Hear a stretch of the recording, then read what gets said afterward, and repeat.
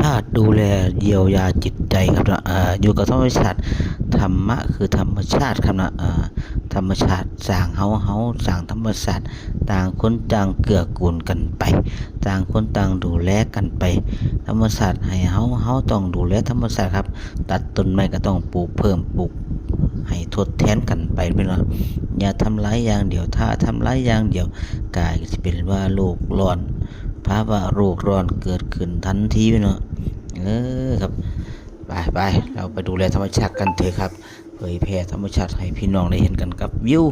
ทิวทัศน์ที่สวยงามบรรยากาศที่งดงามแบบนี้หาในเมืองบ่ค่อยมีแล้วเด้อพี่น้องเด้อสำหรับนอกเมืองเท่านั้นที่มีแบบนี้สบายนั่งร่วมเลื่อนกันอยู่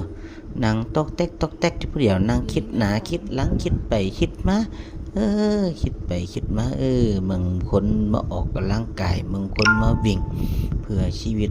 และจิตใจเฮาสิได้ร่มรื่นสงบเสงี่ยมสวัสดีทุกท่านครับ